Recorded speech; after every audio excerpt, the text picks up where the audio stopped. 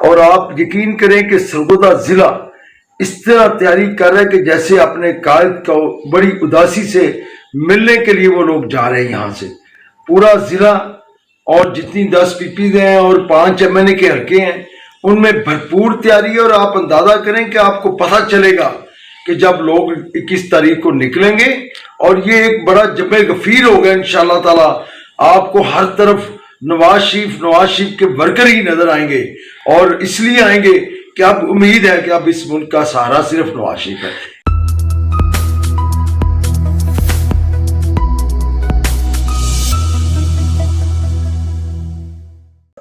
और आप यकीन करें कि सरगोदा जिला इस तरह तैयारी कर रहा है कि जैसे अपने कायद को बड़ी उदासी से मिलने के लिए वो लोग जा रहे हैं। यहाँ से पूरा जिला और जितनी 10 पीपीज हैं और 5 एमएनए के हल्के हैं उनमें भरपूर तैयारी है। और आप अंदाजा करें कि आपको पता चलेगा कि जब लोग 21 तारीख को निकलेंगे और ये एक बड़ा जमे गफीर होगा इंशाअल्लाह ताला। आपको हर तरफ नवाज शरीफ के वर्कर ही नजर आएंगे और इसलिए आएंगे कि अब उम्मीद है कि अब इस मुल्क का सहारा सिर्फ नवाज शरीफ है। इस मुल्क को असल मंजिल तक ले जाने के लिए सिर्फ नवाज शरीफ है। और इंशाल्लाह नवाज शरीफ के आने के बाद फिर वो वजीर आज़म भी बनेंगे और पाकिस्तान को अपनी मंजिल तक भी पहुंचाएंगे। ये पाकिस्तान का वारिस है नवाज शरीफ, पाकिस्तान का मेहमान है।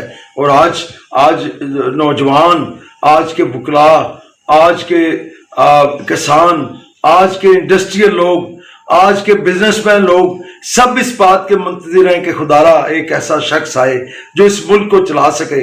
वो 2018 की बात कर रहे थे जब 50 रुपए किलो चीनी होती थी और जब 60 रुपए किलो घी होता था, 65 रुपए लीटर पेट्रोल होता था। ये उस वक्त की बात है। उस वक्त क्यों धक्का दिया नवाज शरीफ को? इसलिए लोग मुंतजिर हैं कि नवाज शरीफ के साथ जुल्म हुआ है और इंशाअल्लाह ताला आकर वो मुल्क की सारी भागदौड़ संभालेगा और मुल्क ठीक करेगा। आप समझते हैं कि मियां नवाज शरीफ के अलावा कोई ऑप्शन नहीं है और मियां नवाज शरीफ ही पाकिस्तान की तकदीर बदल सकते हैं? और उनका जो माजी है, उन्होंने जिस तरह सियासत की, जिस तरह इस मुल्क को डिलीवर किया, क्या अब पाकिस्तान के अवाम के पास यही आखिरी उम्मीद है? 2013 से 2018 तक आप देख लें, मुल्क में कारखाने लगे, हॉस्पिटल बने, सड़कों के जाल बिछ के, स्कूल्स बने, सी पैक बना, बिजली की जरूरत को पूरा किया गया कारखाने लगाकर। तो क्या इसके अलावा कौन है? वो मियां मोहम्मद नवाज शरीफ की वो सारी तरक्की पजीर जो तरक्की इस मुल्क में हुई थी वो चीजें निकाल लें तो पाकिस्तान में बचता क्या है?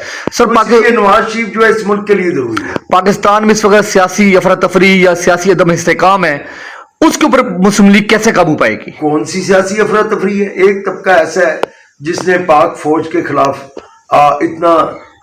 ये कह लें आपके बगावत की और इस मुल्क में अफरा तफरी फैलाई। वो अपनी सजा की तरफ जा रहा है और जो आया था जिस तरीके से वो उसी तरीके से वापस चला गया। ये तो बुनियादी कारकुनों के दिलों की धड़कन है नवाज शरीफ। मैं शुक्रगुजार हूं जनाब चौधरी अब्दुल ढल्लू साहब, आपने मियां मोहम्मद नवाज शरीफ के इस्तिकबाल के हवाले से हमें तफसील से बताया। और इंशाल्लाह पाकिस्तान के अवाम ये उम्मीद करते हैं कि पाकिस्तान में जमहूरी अमल जारी रहेगा और मियां नवाज शरीफ और पाकिस्तान की तमाम सियासी पार्टियां मुल्क के इस्तेहकाम के लिए, तरक्की के लिए अपना किरदार अदा करेंगे। सियासी पॉइंट को सब्सक्राइब कीजिए और लाइक कीजिए और घंटी बजाना ना भूलिए ताकि आपको हमारी नई वीडियोस का नोटिफिकेशन मिलता रहे।